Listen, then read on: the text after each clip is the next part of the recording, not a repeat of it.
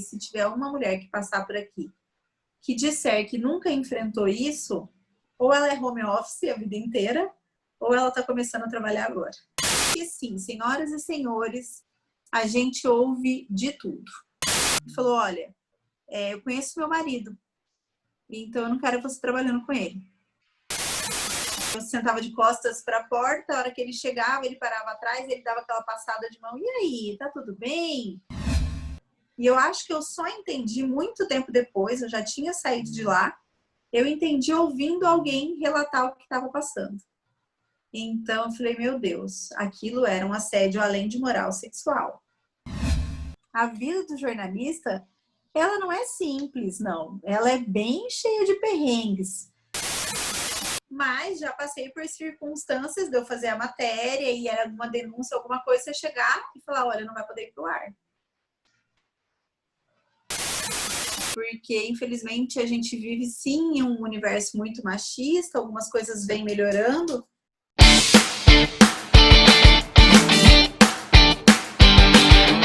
Preview.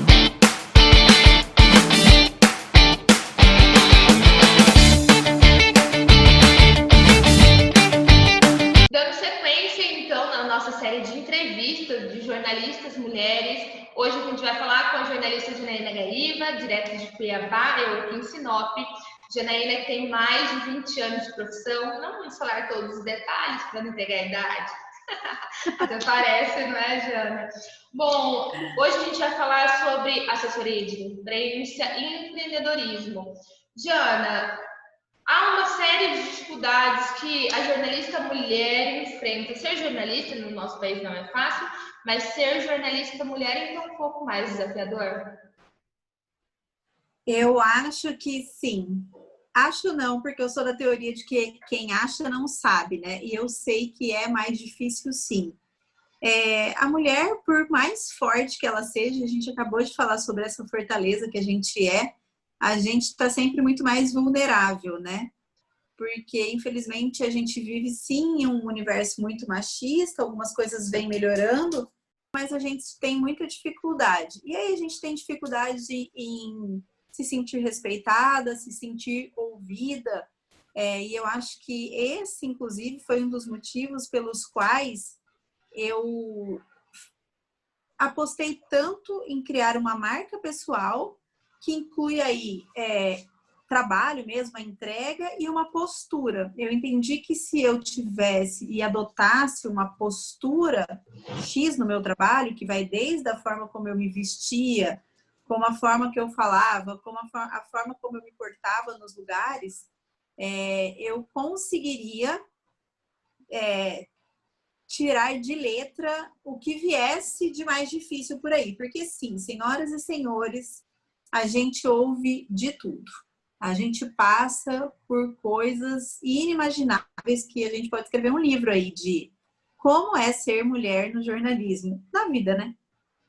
Eu venho nessa série entrevistando várias mulheres e teve uma fala da nossa querida amiga jornalista Débora Sequeira que foi um pouco chocante até, que ela falou assim, eu acho que eu tive muito sucesso na minha carreira jornalística até porque eu não tinha um corpo padrão, sempre fui gordinha.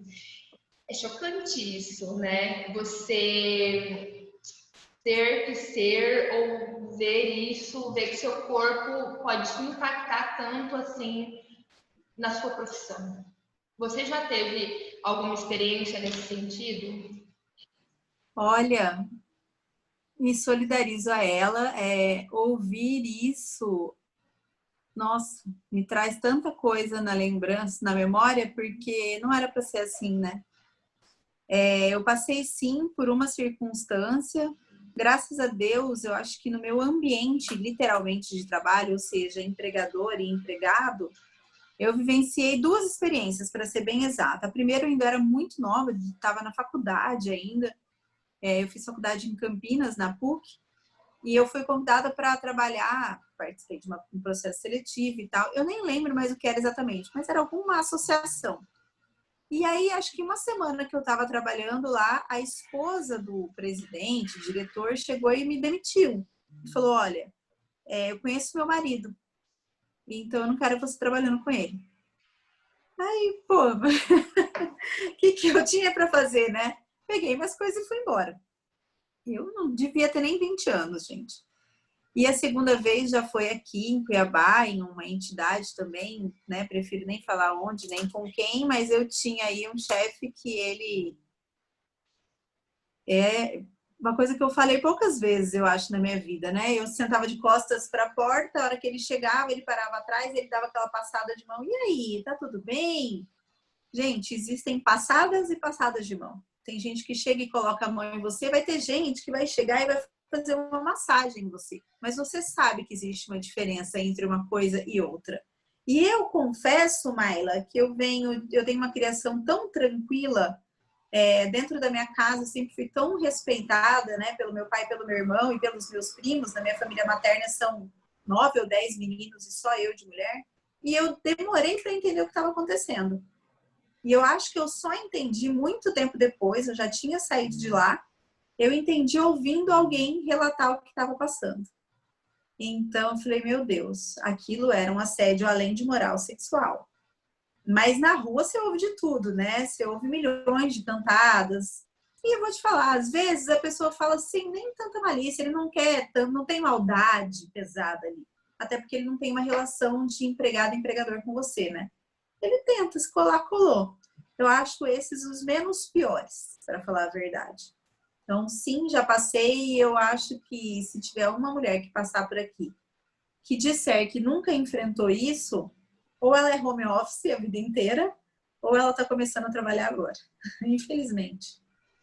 Eu acho que uma coisa que me marcou muito logo no meu início da carreira foi que eu sempre trabalhei, né? Eu já trabalhava fora há muito tempo e eu era vendedora externa, então eu lidava com muitas pessoas há muito tempo. Isso para mim já era um enfrentamento, né? Isso era rotina, né? Eu estava sempre vendendo um produto, o cara sempre me cantando e eu era até um pouco masculinizada, tipo, ah, que isso, cara? Ah, para, né? Já meio que de defesa. Então, isso para mim não foi impactante. Uma coisa bem impactante comigo foi essa questão de que eu fui fazer um processo seletivo. Passei no processo seletivo, até porque eu já vinha de outra faculdade, de publicidade, então para mim estava mais fácil. Já na época, acabei passando no processo seletivo para estágio, coisa simples, num determinado jornal que, graças a Deus, até já fechou, porque prejudicou muita gente na vida. E eu não entrei nesse jornal. Bem no dia de começar, me dispensaram, eu não entendi muito bem porquê. Só que eu já estava em outro processo também, acabei sendo chamada num outro jornal e comecei num outro jornal. Passou algumas semanas, eu cheguei a comentar isso com uma amiga, que inclusive trabalhava no jornal anterior lá. E aí ela foi me explicar que inclusive comentou com alguém e descobriu que aconteceu que a esposa do dono do jornal não deixou que eu ficasse lá.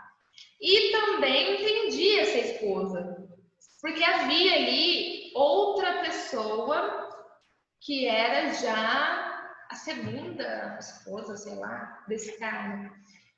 Sei como chamar isso, enfim, porque era uma relação de anos, que não era jornalista, né? Enfim, ela trabalhava ali e acho que isso impedia muita coisa. Mas depois eu, graças a Deus, me senti muito sortuda, porque apesar disso, eu acabei entrando numa empresa melhor e lá, enfim, acabou fechando um tempo depois, sem pagar vários salários, né? Então eu acabei me livrando, tem coisa que a gente se livra. Mas essa foi uma situação. Eu já passei por muitas outras Nossa, situações. já passei muita coisa. Mensagem de celular. Eu aprendi a tirar de letra, na verdade, porque aí, ao invés de eu me sentir afrontada ou tal, dependendo do contexto, eu já respondia levava na esportiva, ou eu não respondia, ignorava. E sim, eu também criei, eu acredito que esse meu mecanismo de defesa, então eu tinha uma postura muito dura no meu trabalho, muito mesmo.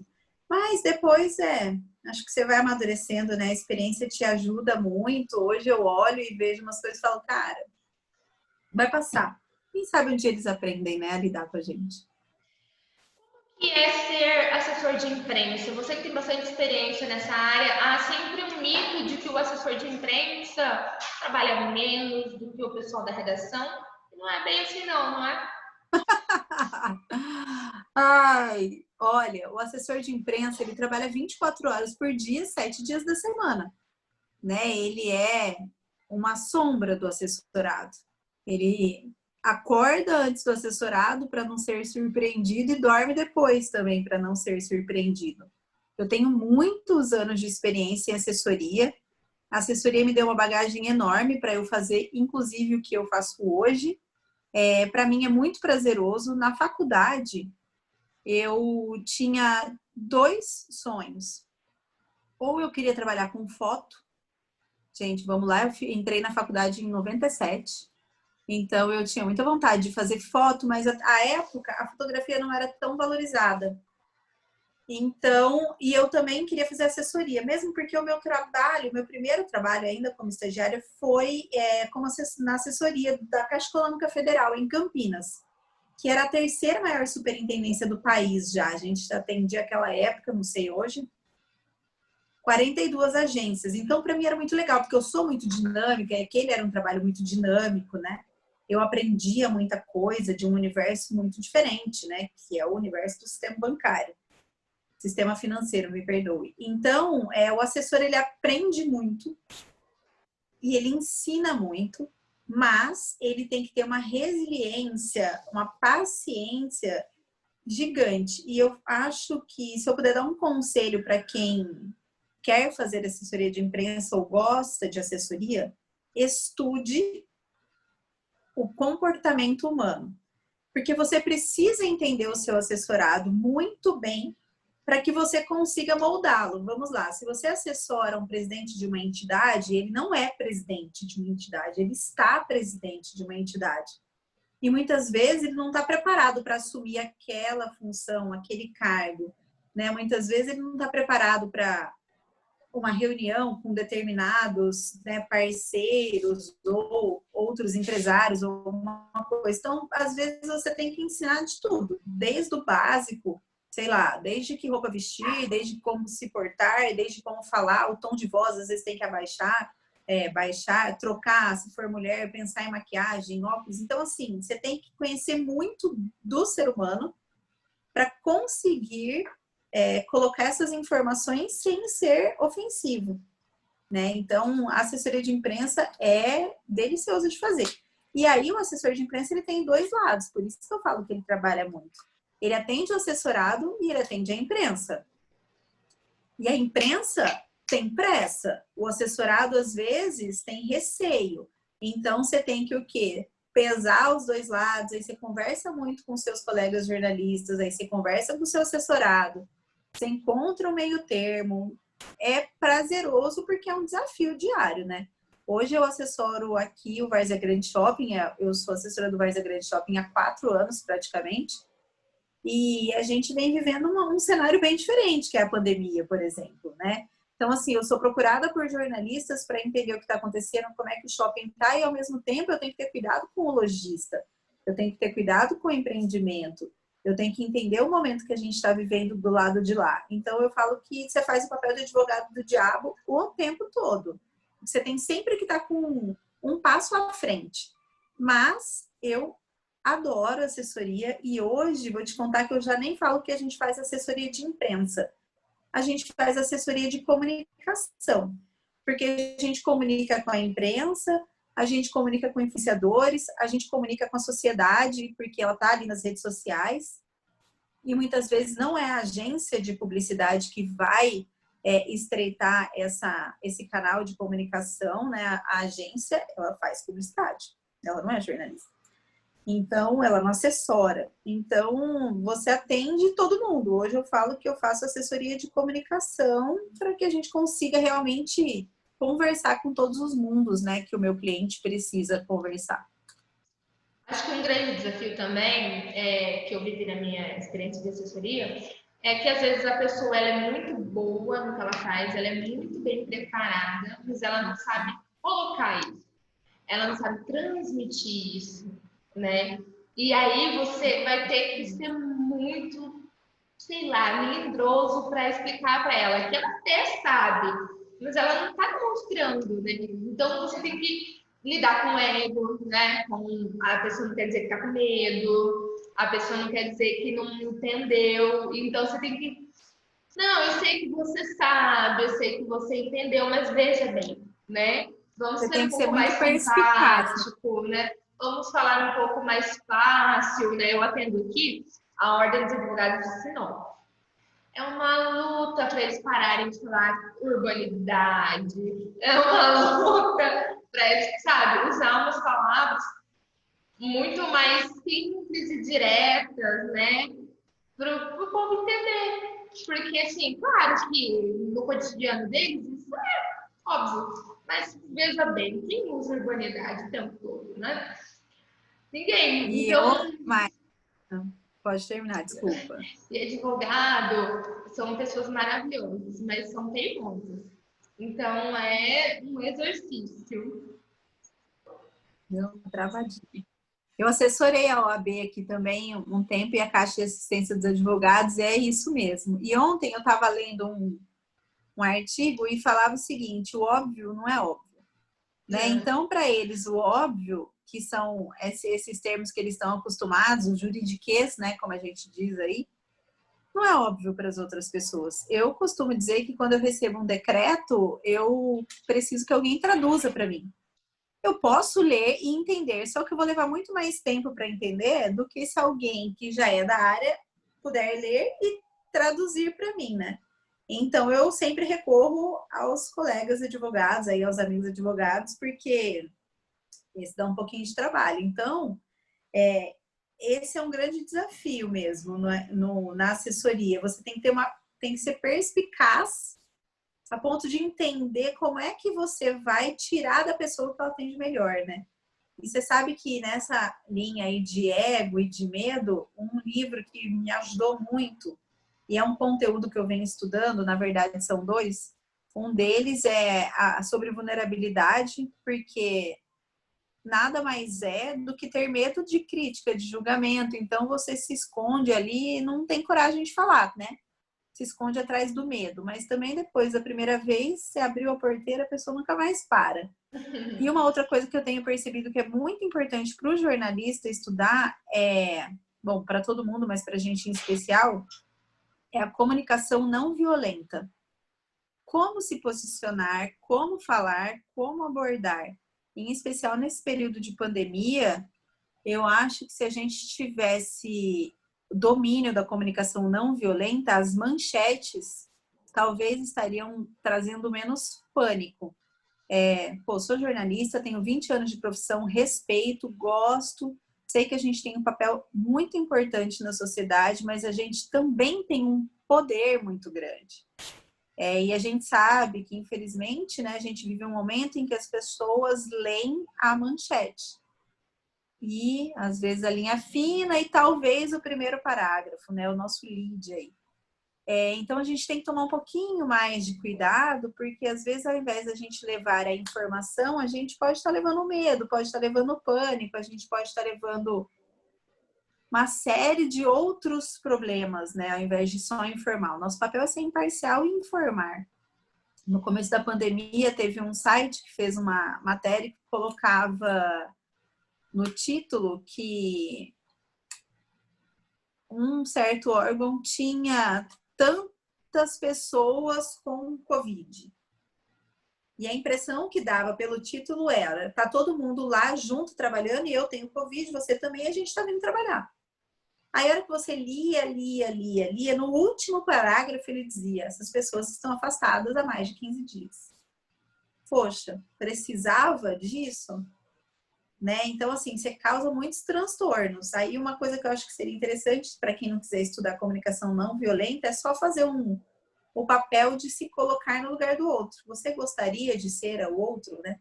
Você gostaria de estar do outro lado, lendo aquilo?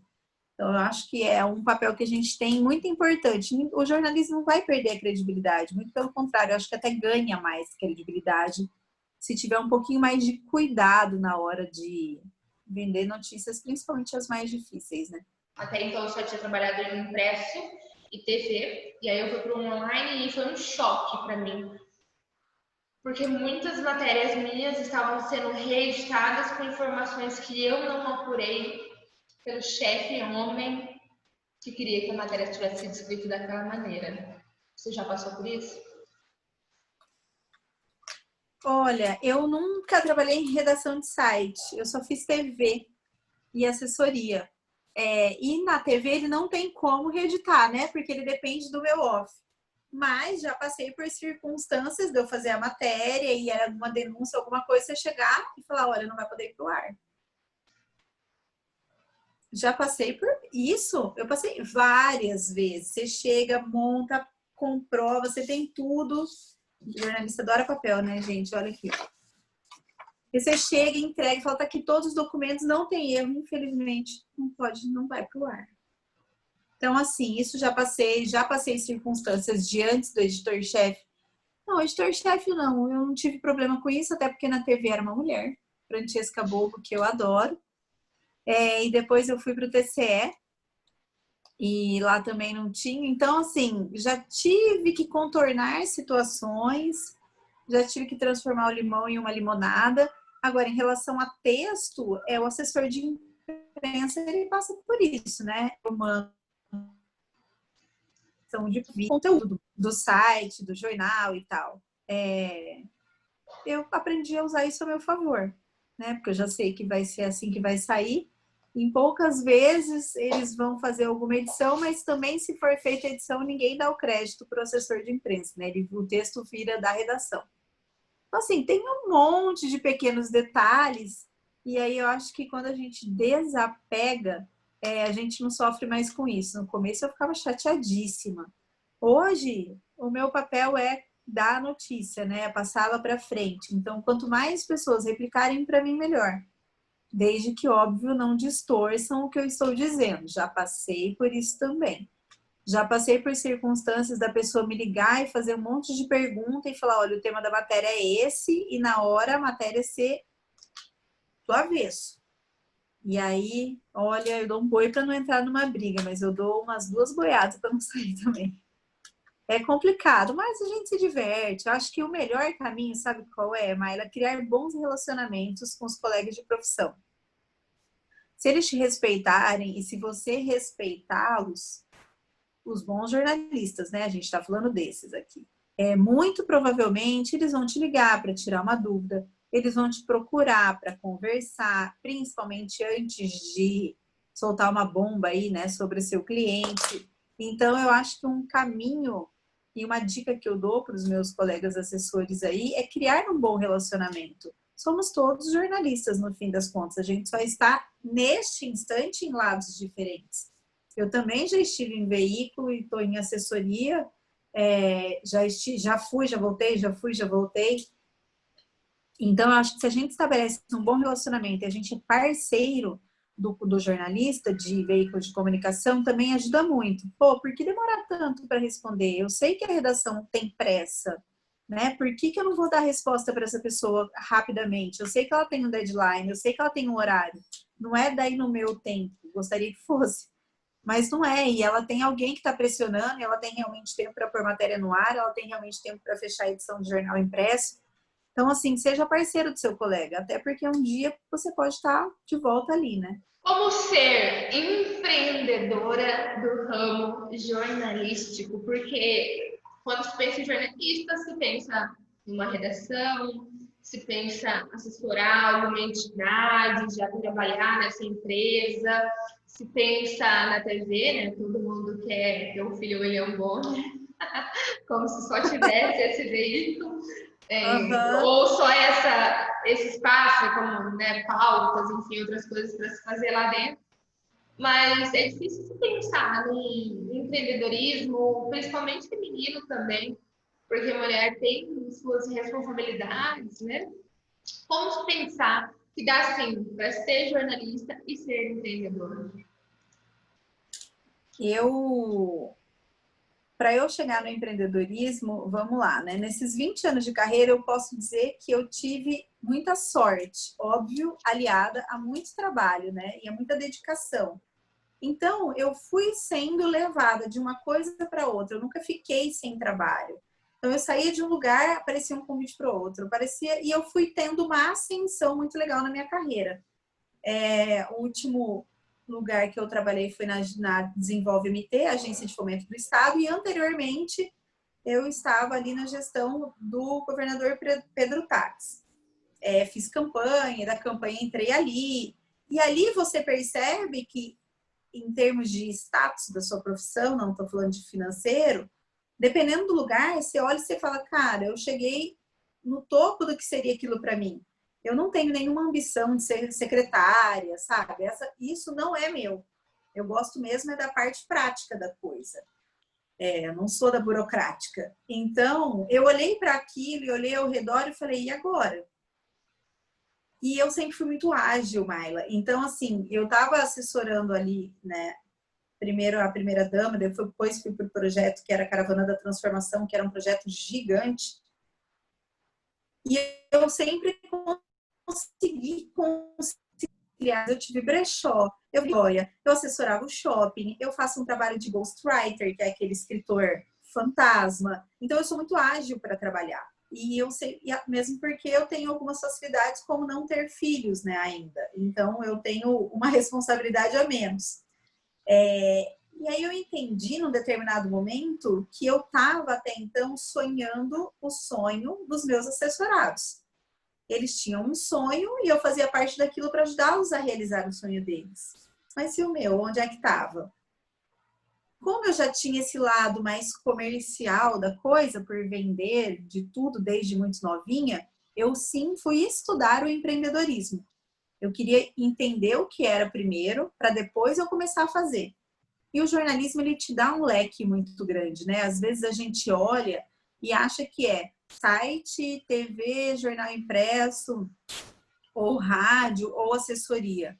Mas se a gente tem o domínio aí da fala, se a gente fala bem, se a gente escreve bem, a gente tem um universo enorme. Hoje mesmo eu gravei um vídeo para o Instagram da IVA, que é a minha empresa, falando sobre a importância de se escrever bem e ter clareza. Então, eu comecei a estudar empreendedorismo, busquei ajuda até para entender outras formas de atuação, né? Para eu não ficar ali refém de assessoria, porque escrever também chega uma hora que te cansa, ou você está sem criatividade.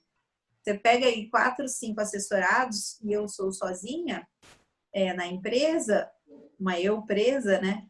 Eu talvez tivesse daí um limite. E aí eu entendi que a minha experiência até aqui me permitiria ajudar outras pessoas, me permitiria mentorar pessoas, que nada mais é fazer com que essas pessoas percorram em menos tempo o tempo que eu percorri, o caminho que eu percorri. E aí foi a hora que eu entendi que dava para eu fazer assessoria de imprensa e comunicação e atuar como mentora para visibilidade de negócio. Porque se eu dou visibilidade para o meu assessorado, hoje, os meus mentorados e suas empresas são como se fossem os meus assessorados. Eu dou para eles o caminho da visibilidade para negócio. Olha, como eu tenho uma boa bagagem e tenho aí anos, né, de estrada, em Cuiabá eu já estou de volta, nem sei, acho que uns 12 anos mais ou menos, eu acho que a marca pessoal construída me ajuda no empreendedorismo. Né? Eu tenho portas abertas onde eu passei, não saí brigada com ninguém, não que eu me lembre. Então, isso facilita muito. Eu acho que o empreendedor, ele é um grande cooperador. Então, eu não sei de algo que alguém sabe, sei lá, eu não sou boa em finanças. Então, eu provavelmente procuro um empreendedor que é especialista em finanças e a gente vai trocar figurinhas. Eu acho que essa é a grande magia do empreendedorismo, que é diferente do empresariado. Eu acho que os empresários, eles concorrem muito entre eles, existe um sangue assim nos olhos, diferente de quem empreende. Eu acho que quem empreende está sempre disposto a cooperar. Tanto é que eu montei um grupo de empreendedores, né, no Telegram. A gente está em quase 100 empreendedores ali e a gente só troca figurinhas. Ali a gente está para se ajudar. Então, eu não sei tal coisa, eu posso entrar ali, pergunto, se tem um especialista, ele vai te responder. Então, acho que o começo é difícil, a gente fica um pouco inseguro, porque ao contrário de ser um seletista ou um efetivo, ou um comissionado, que todo mês você tem ali o seu salário na conta, você passa a ser dono do seu negócio, né? Dono do seu nariz. Inclusive responsável pelos seus erros e fracassos. né? Quando você está trabalhando em outros lugares, chega um momento que você pode botar a culpa em alguém. Aqui, a gente não tem quem botar a culpa, né? Tem que dar certo. E se não der, a responsabilidade é minha. Empreender é bom, é prazeroso.